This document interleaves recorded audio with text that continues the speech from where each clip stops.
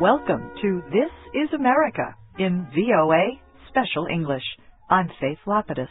And I'm Steve Ember. This week, some places to see in Chicago. Early last century, the poet Carl Sandburg described Chicago, Illinois as the city of the big shoulders. That still seems right. Chicago does a lot of things in a big way. For example, the city is a big transportation center in the Midwest for trains, trucks, ships, and planes. Manufacturing is one of the biggest industries in Chicago. And Chicago has one of America's busiest ports. The city stretches for about 40 kilometers along the southwestern shore of Lake Michigan. The St. Lawrence Seaway opened in 1959. It connects the Great Lakes to the Atlantic Ocean. Chicago is big on music. Visitors can find all kinds, from classical to hip-hop. Some of the best places for jazz and blues are along Rush Street. There are lots of things to see and hear in Chicago. At the Art Institute of Chicago, people can see fine Asian art and much more. At the Museum of Science and Industry, visitors crowd a working coal mine and a World War II submarine.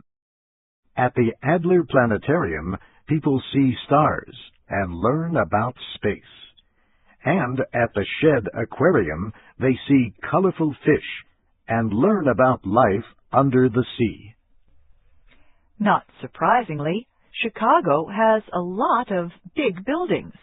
The two tallest are the Sears Tower and the John Hancock Building. Many people take architectural tours around Chicago.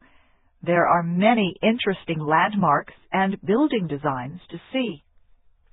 The Wrigley Building, near the Chicago River, opened in the early 1920s.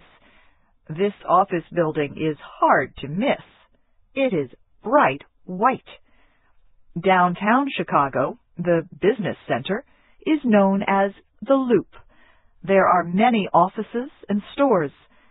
The Loop includes the financial district around LaSalle Street. The financial district is home to the Chicago Board of Trade, the Chicago Stock Exchange, and many banks. Another big thing to see and feel is the weather. After all, another name for Chicago is the Windy City.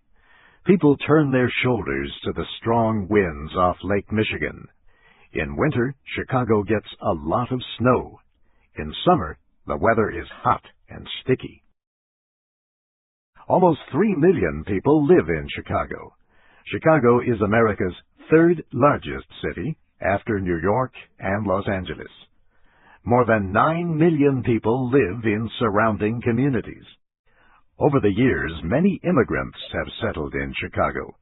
Many of its people have ethnic roots in Poland, Germany, Ireland, and Italy. More recent immigrants have come from all over the world. Today, just under half the population of the city of Chicago is non-Hispanic white. The city has large black and Hispanic populations. 4% of the people are Asian. When people in Chicago want to be outdoors, one place to go is Millennium Park. In this city of big shoulders, almost everything about Millennium Park is big. It covers 10 hectares. It took almost 9 years to finish. Millennium Park is on Michigan Avenue, near Lake Michigan. It officially opened in 2004. It cost $475 million. Millennium Park has gardens and places for music, dance, and ice skating. It also has one of the largest outdoor sculptures in the world. Anish Kapoor of Britain created this work of public art. It weighs 110 tons. A huge rounded form of shiny steel captures a looking-glass image of the Chicago skyline and the clouds above. The sculpture is called Cloud Gate. The Spanish artist Jaume Plensa designed the Crown Fountain in Millennium Park. The fountain is surely one of the most unusual in the world. The artist set a pool of water between two tall glass towers. Video images appear on the towers. The images are a series of pictures of nature and people's faces. The water appears to pour from their mouths. The faces represent the many different people of Chicago. Millennium Park has music in the J. Pritzker Pavilion. The architect Frank Gehry designed this modern-looking structure. It can seat 4,000 people under its open-top steel ribbons. There is also an area called the Great Lawn to listen to the music. The sound system makes the music seem like it is coming from inside a concert hall. The pavilion is a home for the Grant Park Music Festival. Listen as the Grant Park Symphony plays Julius Caesar, Symphonic Epilogue after Shakespeare, Opus 28. In warm weather, people eat outdoors in the McCormick Tribune Plaza and Ice Rink in Millennium Park. In winter, skaters come out to enjoy the ice.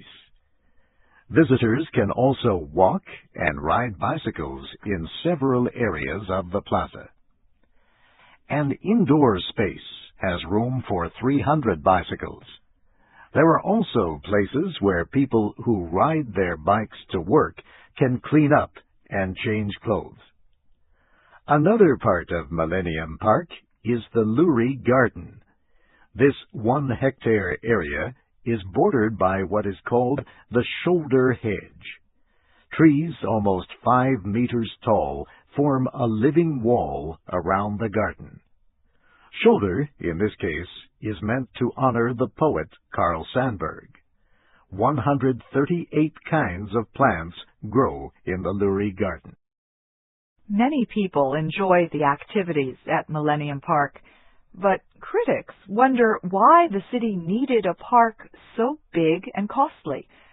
They say the city should have spent the money instead on its more than 600 public schools. They say it could have helped the poor. 21% of people in the city of Chicago were living below the poverty level in 2004. The official poverty rate nationally that year was about 13%. Other people say Millennium Park has improved the appearance of the area where it was built.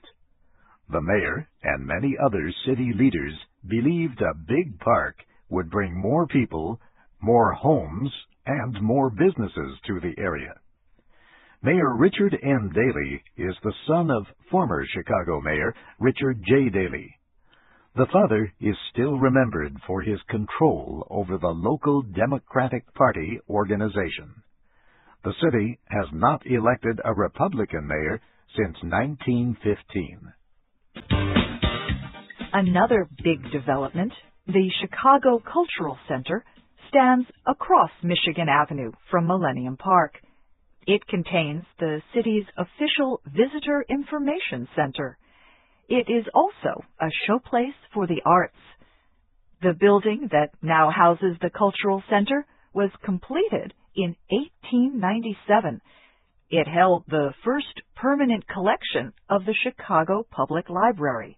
It served as library headquarters until 1991. There are white walls made of marble from Carrara, Italy, and there are 2 Tiffany domes. The bigger dome is one of the largest Tiffany designs in the world. It rises almost 12 meters above the floor. People say the restored Chicago Cultural Center looks like a home for kings and queens. Some call it the People's Palace. Visitors can listen to all kinds of music at the Chicago Cultural Center.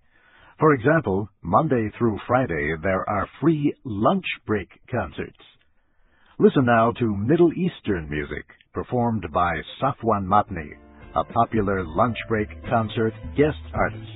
Dancers from Hubbard Street 2 in Chicago have also performed at the Cultural Center. Hubbard Street 2 is a 6-member dance group. It trains promising dancers between the ages of 17 and 25. They perform works by young choreographers. Carl Sandburg would probably not have been surprised by big projects like the Chicago Cultural Center and Millennium Park. The poet wrote, "Come and show me another city with lifted head, singing, so proud to be alive."